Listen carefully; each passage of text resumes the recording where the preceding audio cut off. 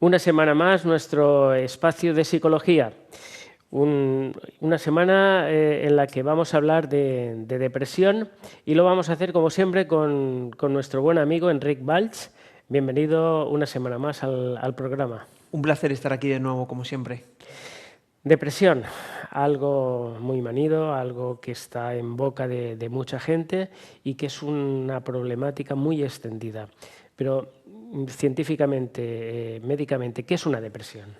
Efectivamente, como comentas, Miguel Ángel, 1 de cada 4 personas han padecido depresión o están padeciendo esta enfermedad que es grave y que ahora diremos para que lo sepan nuestros espectadores y que sepan diferenciarlo, porque hay muchas frases que podemos observar que no por ello es depresión, ¿no? Efectivamente, la OMS, la Organización Mundial de la Salud, indica que actualmente, a día de hoy, más de 20% de la población está sufriendo o está padeciendo la depresión.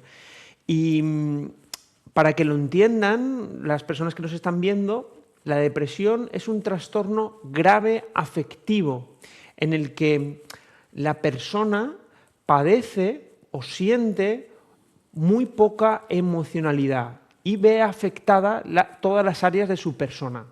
El área laboral, el área personal, el área social, familiar, todas se ven afectadas. Es un trastorno y, por lo tanto, una enfermedad. Estamos un poco sorprendidos a veces de frases que podemos escuchar en un ámbito social o de ocio, como estoy depre o estoy triste. No. Pongamos los puntos sobre las is. De alguna manera, podríamos hablar que más que un trastorno específico, podría ser un síndrome de varias cuestiones que afectan. Vamos a ver, según el manual médico psiquiátrico, el DSM-5 o el CIE-10, indica que la depresión es un trastorno mental grave, insisto, es una enfermedad mental. Esa enfermedad consiste en la cumplimentación de varios criterios, como por ejemplo, la persona deja de salir a hacer las tareas cotidianas, deja también de ir a trabajar, verbaliza que está cansado, cansada y que por lo tanto tiene poca energía para realizar sus tareas diarias, y efectivamente son situaciones en las que la persona se ve incapaz o tiene muy poca energía o incluso tiene pensamientos negativos de forma constante que afectan a su vez a todas las áreas. También descuida su propia imagen, también verbaliza, por ejemplo, que la vida no tiene sentido, que eso ya sería un nivel ya de alarma para poder pedir ayuda y acudir al centro de salud más cercano, porque hay diferentes símbolos, señales o signos que nos ayudan a identificar que la persona está pasando por un trastorno depresivo. La duración, según estos manuales, insisto, es entre 6 meses y 1 año. La persona constantemente repite ciertos patrones.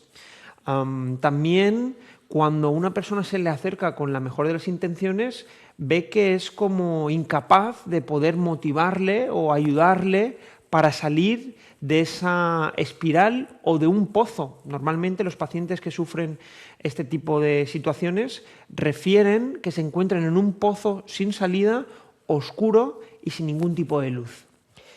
¿Y cuál sería el límite en el que se podría marcar que una persona está al borde de caer en la depresión y si él es consciente de esta situación? El límite es cuando te está afectando en tu funcionamiento diario. De hecho, la persona que padece depresión tiene como 3 tipos de pensamientos. 1, respecto al mundo; 2, respecto a sí mismo; y 3, respecto al futuro. Respecto al mundo, el mundo pues, no tiene nada más que ofrecerme, no veo ningún final. Respecto a uno mismo, yo no valgo nada, fíjate tú, no tengo nada de suerte, todo me pasa a mí. Y respecto al futuro es simplemente la desesperanza. Ya no veo más allá de aquello que realmente me puede aportar. Y por lo tanto, la persona entra en un bucle que es muy difícil salir. Y Has comentado, Enric, que hay diferentes estadios, ¿no?, en la persona. El último estadio es el del suicidio, ¿vale? Es decir, se pueden dar causas de suicidio debido a una depresión. Sí, cuando una de las respuestas, porque hay diferentes tipologías de depresión, que si quieres lo podemos comentar. Una de ellas, hay una depresión que puede ser endógena o incluso que la persona lo padece de forma hereditaria. Cuando hace uno la historia clínica, resulta que el padre ha sufrido de depresión, el abuelo ha sufrido de depresión, y ahí hay cierta tendencia o cierta consideración con esa parte biológica. Y efectivamente, un gran porcentaje de las personas que se suicidan, no todas, pero un gran porcentaje, está pasando o ha pasado por un episodio depresivo mayor, ¿no? ¿Existen tratamientos eficaces para la depresión? Sí, dependiendo mucho de la persona, el enfoque irá hacia un lado o hacia el otro. No podemos tratar a la persona igual que padece por un tipo de depresión porque cada persona son unas circunstancias. No podemos prejuzgar ni tampoco, digamos, hay en muchas ocasiones que nos hemos encontrado cuando ha ocurrido algún tipo de suicidio, de personas que opinan sin saber. Opinan, no, pues era una persona normal, ya, pero usted no sabe a nivel emocional cómo estaba. Por lo tanto, debemos de ser cautos en ese sentido. El tratamiento siempre es personalizado y siempre va dirigido hacia las capacidades de la persona. Sí que es cierto que podemos, en términos generales, se suele complementar la psicoterapia con medicación o psicofármacos, es decir, medicación para que le ayude a sobreponerse a situaciones que en muchas ocasiones no puede la persona afrontar con solamente psicoterapia, y que le ayuden o le ayudan a potenciar sustancias químicas cerebrales para que pueda afrontar con mayor energía ese día a día que es muy complicado, ¿no? Los fármacos, los antidepresivos, ¿pueden ser la solución o el peligro? Siempre son la solución. Son la solución porque es un complemento a ese trabajo terapéutico, incluso, insisto, a resetear muchas situaciones que la persona por sí sola no puede. Por ejemplo, hay personas que cuando se encuentran en un episodio depresivo mayor, de bastante gravedad, dejan de comer. El dormir les cuesta, un sufrimiento brutal, ¿no? Por lo tanto, con la medicación sí que podemos regular esas necesidades básicas, el poder dar un empujoncito más a la persona en un momento determinado que lo está pasando muy mal. Por lo tanto, siempre y cuando venga con unas pautas y siempre y cuando venga complementado con una psicoterapia. Porque nos hemos encontrado personas que llevan 20, 30 años con medicación, se llama una depresión crónica, y en ningún momento han recibido un apoyo psicológico de algún profesional en el que pueda gestionar esos pensamientos. Porque no lo hemos dicho, pero una persona que padece depresión es porque en una de las, insisto, hay muchas explicaciones, pero una de las causas o de los patrones muy comunes son los pensamientos. Digamos que para que lo entiendan también nuestros espectadores, la persona tiene pensamientos, eso genera unas emociones y eso generan unos hábitos. Si tienen constantemente pensamientos negativos sobre sí mismos, yo insisto, no valgo nada, todo me pasa a mí, no tengo suerte, la gente está en contra de mí, eso generará unas emociones negativas, y esas emociones negativas como tristeza, malestar, irritabilidad, agresividad, generarán unos hábitos que pueden ser muy disfuncionales para la persona. Aislamiento, alcoholismo, algún tipo de consumo de sustancias, compra compulsiva, y eso generará más pensamientos negativos, más emociones, y por lo tanto la persona entra en esa vorágine o en esa tormenta emocional que le es imposible salir. Y como tú bien has dicho, es decir, la gente que padece depresión tiene como un escudo que no deja que penetres en él para ayudarle. Es muy complicado. Pero ¿el círculo más cercano a él o sería un poco la panacea para poder, no sé, animarle, para poder, o quizás sería un círculo externo mejor?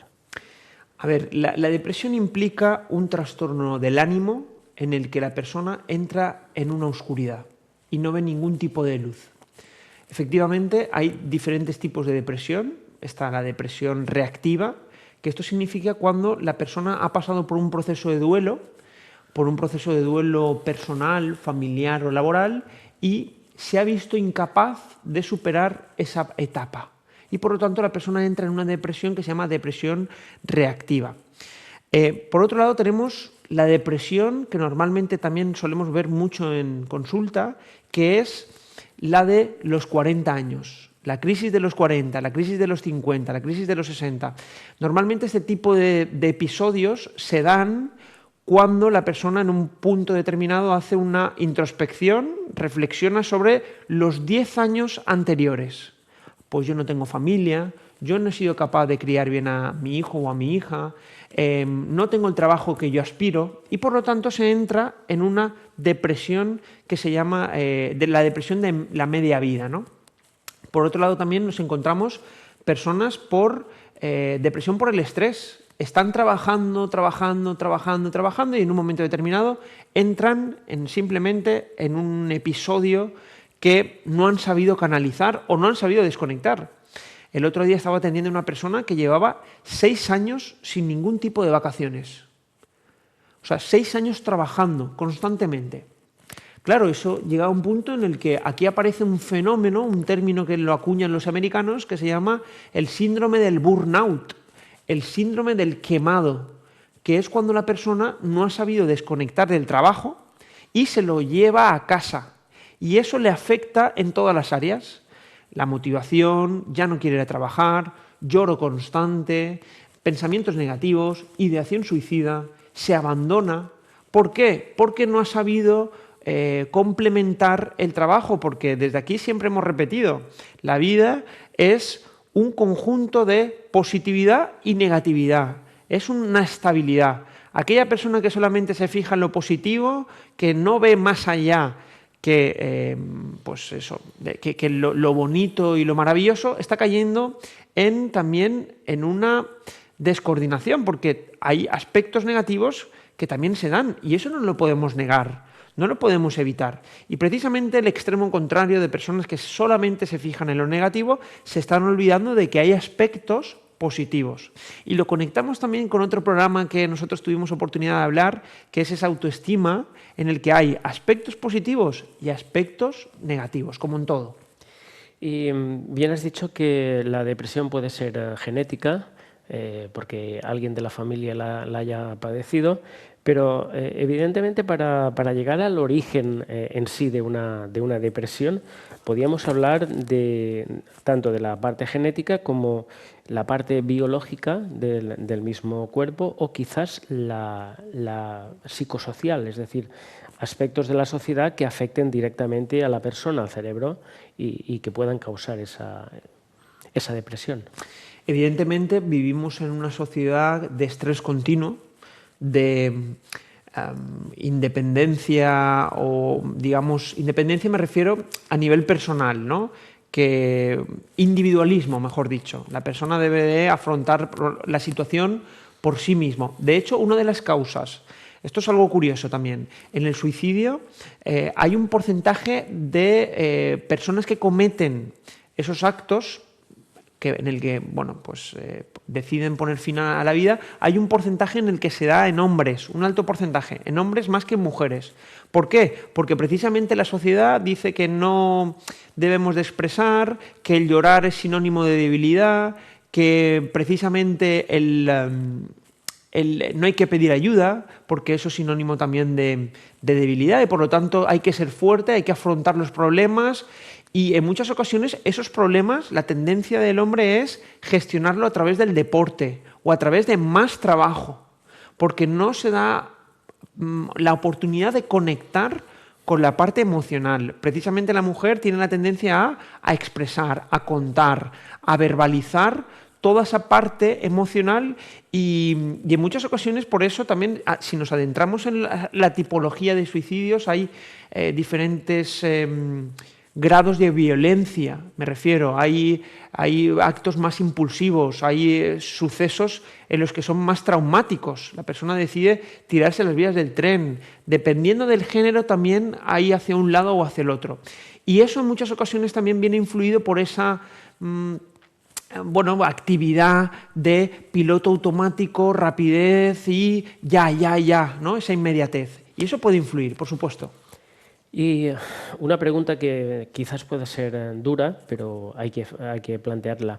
¿El suicidio llama al suicidio? Es decir, aquella persona que está en síntoma de depresión y que ve en algún medio de comunicación, ve en algún, no sé, que alguien se ha suicidado, es decir, ¿esto llama a la persona? Pues esa creencia que se tiene y que se tenía también hace unos años, está demostrado que es incluso lo contrario. Es decir, la persona que padece ideación suicida, uno de los motivos es que no expresa, no dice. Entonces, justamente el hablar puede producir justamente lo contrario, ¿no? Hay lo que se dice un mito en la sociedad, que es que si lo está verbalizando significa que no lo va a hacer. Y es justamente lo contrario. Si lo está verbalizando hay que preguntar con total tranquilidad, sin ansiedad, sin recriminar. Oye, ¿esto que estás diciendo, por qué lo estás pensando? ¿Te puedo ayudar? ¿Cómo? Es decir, el hablar es justamente lo contrario. El hablar es parte del proceso de curación. Cuando uno entra en esa espiral es porque en muchas ocasiones tiene vergüenza, tiene culpa. Y por lo tanto, cuando uno habla, está canalizando y está elaborando esa angustia que tiene ahí, que se ha encapsulado y que no permite sacar. Por lo tanto, cuando hablemos es sinónimo de prevención, es de prevenir, es de curar. De hecho, en las charlas en los institutos se habla de sexualidad, cuando hace años no se hablaba, a ver si vamos a provocar que la sociedad se suba al carro, ¿no? Es justamente lo contrario, es hablar siempre con conocimiento de causa para prevenir y para también que la gente sienta o se vea informada ante situaciones que de repente, ostras, es que noto que mi padre o mi abuela está teniendo ciertos síntomas. Pues bueno, eso ya es señal de que hay que ir a ayudarle. Y vamos a hablar de una frase, de una tipología de depresión que no ha salido en el programa, que quizás sea la más extendida que hay y que la padecen las mujeres, la depresión posparto. Sí. Porque es una expresión que la tomamos un poco como, sí, claro, es que toca, no toca, es decir, ¿qué pasa con ello? Pues la depresión posparto es una tipología de depresión que aparece más comúnmente de lo que las personas se piensan. Efectivamente, después del nacimiento, la persona, pues a nivel hormonal y a nivel también, es un cambio de vida, es un cambio también de enfoque, que en muchas ocasiones hay mamás que no están preparadas para poder enfocar eso, ¿no? Y entonces genera un rompimiento con ese presente que tenían antes. Entonces, hay personas que deben de elaborar esto y poder afrontarlo, porque es cierto que se dan situaciones en las que la mamá se culpa porque no debería haber sido madre, siento o tengo sentimientos que no tienen la mayoría de las mamás, siento insatisfacción, siento tristeza, y eso es un motivo de consulta que se debe de trabajar para poder canalizar y elaborar. Insisto, cuando uno habla está curándose, porque está sacando, está haciéndolo con la mejor de las intenciones. Quizás en este tema, cuando la mujer se encuentra con el bebé en casa, quizás en ese momento de soledad, ¿no? Porque el marido, pues no sé, pues se haya salido pues al trabajo o a cualquier tema, es en el momento de que se ve sola, se ve con la casa se le cae encima, con esa falta de libertad que ella tenía, y quizás ese sea el condicionante del inicio, ¿no? del problema, ¿no? Sí, es uno de las causas y por lo tanto, efectivamente, deben de ser conscientes de todo esto. Si algún espectador o alguna espectadora que nos esté viendo, pues bueno, que pida ayuda y que intente afrontarlo de la mejor manera posible, porque, insistimos, la persona que pide ayuda es sinónimo de persona fuerte, persona que en un momento determinado necesita una herramienta o varias herramientas, unas técnicas para que le ayude a gestionar todo este malestar que, por supuesto, tiene salida. Aquí es fundamental la ayuda al profesional y la ayuda a la pareja, es decir, con estas dos herramientas se puede conseguir. En el aspecto farmacológico, de los antidepresivos, lo que hemos estado hablando para intentar solucionar, pero hay otras soluciones también a nivel físicas, ¿no? Es decir, a nivel de hacer deporte. Siempre lo hemos repetido en muchos programas, ¿no? Que el hacer deporte, el hacer tus relaciones sociales, ocio, todo esto puede ser un condicionante positivo para salir de esa depresión, ¿no? Evidentemente, cuando realizamos ejercicio físico, estamos también liberando sustancias químicas de forma natural. Por lo tanto, y también estamos liberando tensión, estamos liberando mucha angustia, y además nos ayuda, el deporte está demostrado científicamente que nos ayuda también, es una herramienta más para afrontar ese estado o ese trastorno depresivo.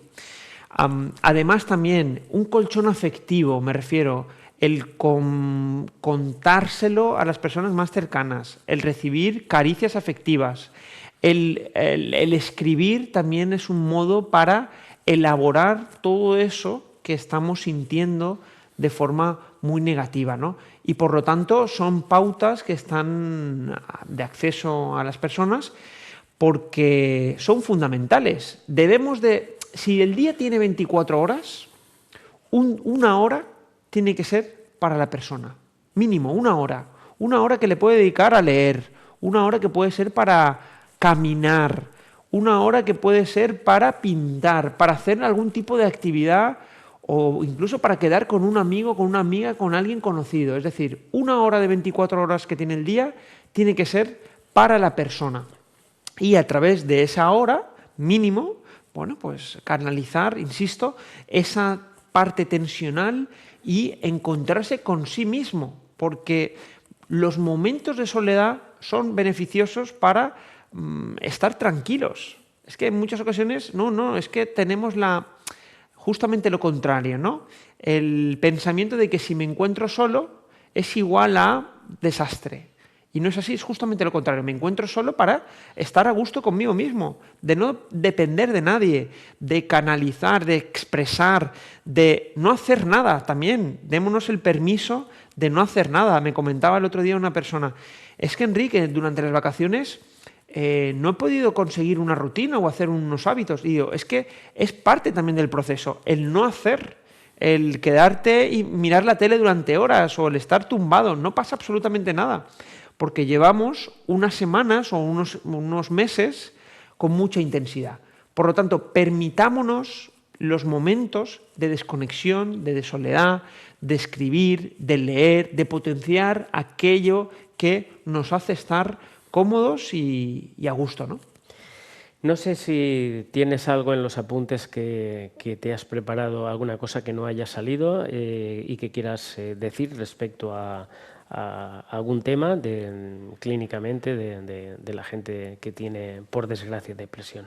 Sí, bueno, que en ese sentido animamos aquí a las personas que están viviendo o experimentando situaciones de esta índole para que pidan ayuda a un profesional, pidan ayuda o acudan al centro de salud más cercano para que les pueda orientar y acompañar en ese episodio, vamos a llamarlo así, para que le puedan ofrecer herramientas y tenga su espacio, que comunique, que cuente con su familia. Si su familia es incapaz de ver o de incluso ayudarle, pues que pidan ayuda a un profesional, que seguro que va a salir de esa situación. Enric Valls, muchas gracias por tus palabras, por animar a la gente que está en un proceso tan delicado. Muchas gracias a vosotros. Y a ustedes decirles que si se encuentran en este estado, por favor, no se encierren, no entren en un bucle negativo y extiendan la mano que a amigos, familiares o incluso profesionales se la cogerán con mucho gusto.